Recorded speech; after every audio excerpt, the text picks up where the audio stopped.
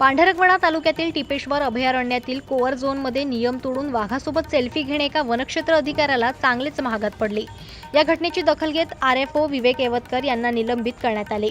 टिपेश्वरमध्ये 25च्या वर वाघांचे अस्तित्व असल्याने हे अभयारण्य वन्यजीव प्रेमींसाठी हक्काचे पर्यटन स्थळ झाले आहे।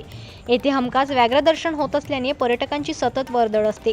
पर्यटकांनी बेजबाबदारपणे वागू नये याची जबाबदारी असणाऱ्या एका आरएफओने टिपेश्वरच्या कोअर फॉरेस्टमध्ये असा काही प्रताप केला की वन विभागाने या प्रकारची गंभीर दखल घेत या वनक्षेत्र अधिकाऱ्याला थेट निलंबित केले।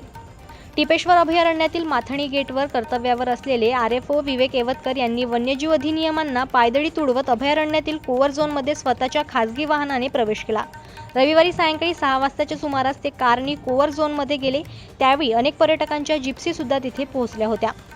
कोअर झोनमध्ये खासगी वाहन नेण्यास बंदी असतानाही येवतकर हे आपले वाहन घेऊन तेथे गेले होते। याशिवाय कोअर जंगलात वाहनाखाली उतरण्यास परवानगी नसताना येवतकर यांनी वाहनाखाली उतरून फोटोशूटही केले।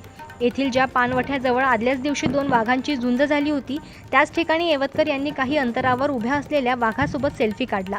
हा सर्व प्रकार तेथे उपस्थित पर्यटकांनीही बघितला, काहींनी याचे व्हिडिओही केले। या प्रकारची गंभीर दखल घेत वन विभागाने वनक्षेत्र अधिकारी विवेक येवतकर यांना तडकाफडकी निलंबित केले।